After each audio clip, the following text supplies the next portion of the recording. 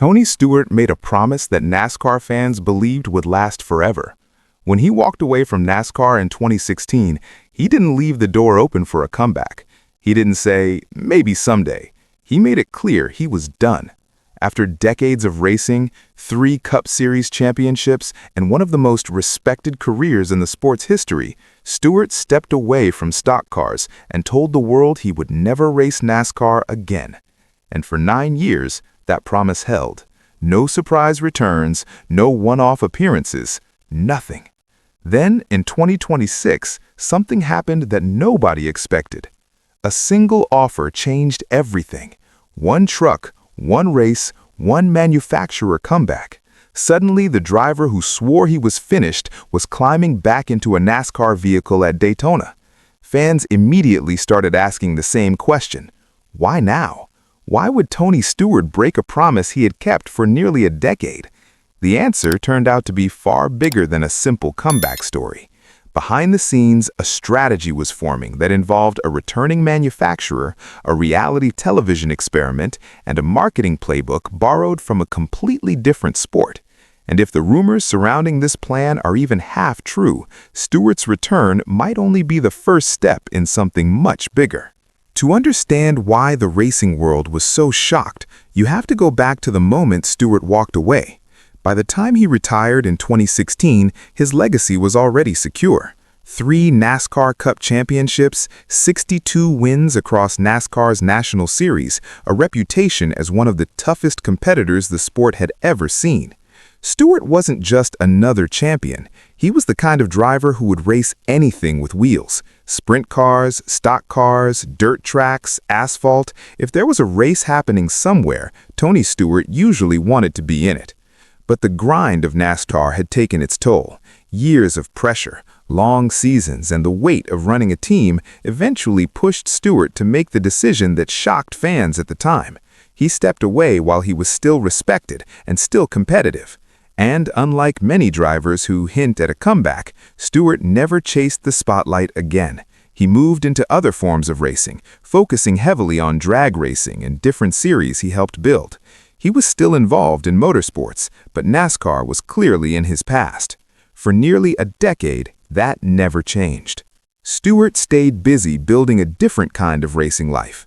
He spent time in NHRA drag racing, helped launch the SRX series, and focused on his growing family. For the first time in his career, NASCAR wasn't the center of his world. He had already done everything a driver could dream of in the sport. There was no reason to come back. At least, that's what everyone thought. Then, February 2026 arrived, and a quiet announcement suddenly shook the racing world. Ram Trucks revealed that they were returning to NASCAR for the first time since 2012. For fans who remembered the manufacturer battles of the past, this was huge news. NASCAR had been dominated by Ford, Chevrolet, and Toyota for years. Adding another manufacturer instantly changed the conversation across the entire garage. But Ram didn't stop at announcing their return. They dropped a second piece of news that nobody saw coming. Tony Stewart would drive their truck at Daytona. The moment that announcement hit, fans and insiders started asking the same question. How did Ram convince a Hall of Fame driver who swore he was done to come back after 9 years away? Even Stewart himself admitted the situation surprised him. When the news broke publicly, he joked that he was almost as shocked as everyone watching. But Ram's plan wasn't just about bringing back a legend for a nostalgic moment. It was about launching an entirely new approach to NASCAR marketing. Behind the scenes, Ram CEO Tim Kuniskis had been exploring ways to make their return to the sport impossible to ignore. They didn't just want to show up quietly and compete. They wanted to bring attention to the brand, attract new fans, and create storylines that people would actually follow week after week. And that's where a very unexpected name entered the picture: Dana White. Most people know Dana White as the president of the UFC, the man responsible for turning mixed martial arts into a global entertainment powerhouse. But what many fans don't realize is that White's biggest success didn't just come from fights, it came from storytelling. Shows like The Ultimate Fighter helped transform unknown fighters into stars that fans cared about. Viewers didn't just watch the fights, they followed the journeys of the fighters themselves. According to reports and interviews, Ram's leadership reached out to Dana White because they admired the way he built that system. The idea was simple but bold. If that formula could turn fighters into stars, maybe it could work for racing drivers too. That idea led to something NASCAR had never really seen before, a reality competition. The show was called Race for the Seat. 15 drivers entered the competition. 8 episodes were filmed, and the prize was something that grassroots racers spend their entire lives chasing: a full-time ride in the NASCAR Truck Series for the entire 2026 season. But this wasn't a typical reality show where contestants just sit around talking. The drivers were thrown into real racing scenarios. They competed in late-model cars, raced on oval tracks and road courses, battled in go-kart challenges, and even had to prove they could handle the media side of the sport. Press conferences, sponsor events, interviews. Every part of being a modern NASCAR driver was part of the competition. To make things even more intense, the drivers were isolated together for weeks. No phones, no outside contact, just racing challenges and constant pressure. Every decision mattered because one mistake could end the opportunity of a lifetime. And when the competition finally ended, the winner wasn't a well-known name. It was a 21-year-old grassroots racer named Timothy Minitier. Before the show, Minitier was almost completely unknown to the national NASCAR audience. He had built his career racing in smaller regional series, grinding through grassroots events and chasing opportunities the way thousands of young drivers do every year. He had talent, but he didn't have the platform. That changed overnight. Minitier had already shown flashes of potential before the show. He was the 2019 Cars Tour Rookie of the Year and had built a reputation as a determined competitor. In 2025, he scored a massive $50,000 win at the Throwback Classic, a victory that proved he could compete with strong fields. But even with those accomplishments, he was still fighting for recognition. Then he walked into the Race for the Seat house. 16 days later, his entire life had changed. In the final episode of the competition, Minitier faced off against another talented driver in a head-to-head race at South Boston Speedway. The pressure couldn't have been higher. The winner would earn a guaranteed ride in the NASCAR Truck Series. The loser would go home wondering what could have been. Minitier won. When the competition ended and he finally got his phone back, the first call he made was to his father. It was reportedly around 1:30 in the morning.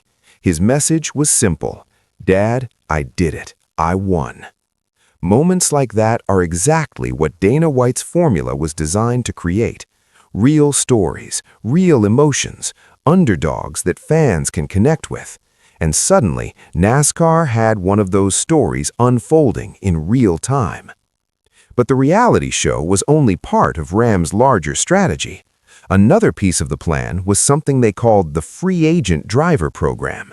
Instead of locking one driver into a specific seat all season, the team would rotate different drivers into the truck throughout the year. Each race would feature a new storyline, a new personality, a new reason for fans to tune in.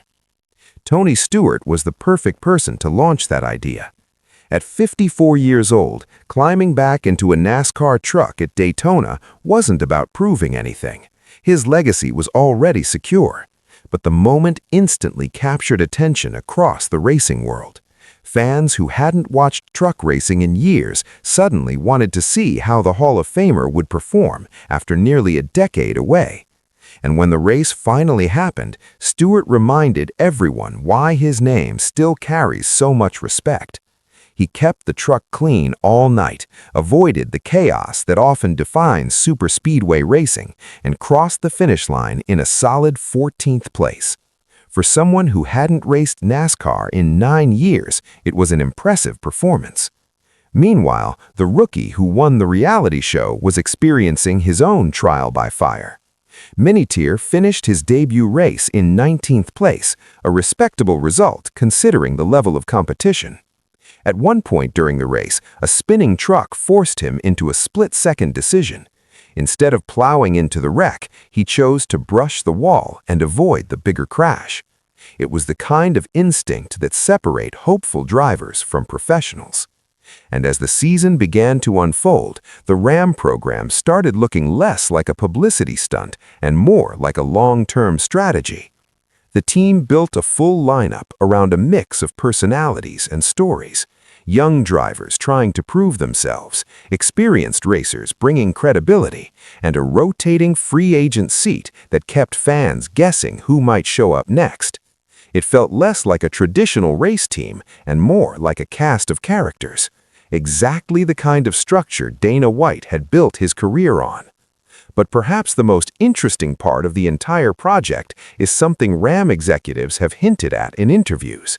The Truck Series return might only be a test. Some reports suggest the company is using 2026 to measure fan response, build brand momentum, and prepare for something bigger. The possibility being discussed behind the scenes is a potential return to NASCAR's top level, the Cup Series. If that happens, the strategy we're seeing now could be laying the foundation. Reality shows creating new stars, veteran legends drawing attention, underdog stories bringing new fans into the sport. And at the center of it all is a comeback that nobody expected. Tony Stewart returning to NASCAR after 9 years away wasn't just a surprise moment for fans. It was the spark that introduced an entirely new way of thinking about how racing could be presented. Whether this experiment ultimately changes NASCAR or fades away over time is something only the next few seasons will reveal. But one thing is already clear. The promise Tony Stewart made nearly a decade ago has been broken. And that broken promise might end up being the beginning of NASCAR's next chapter.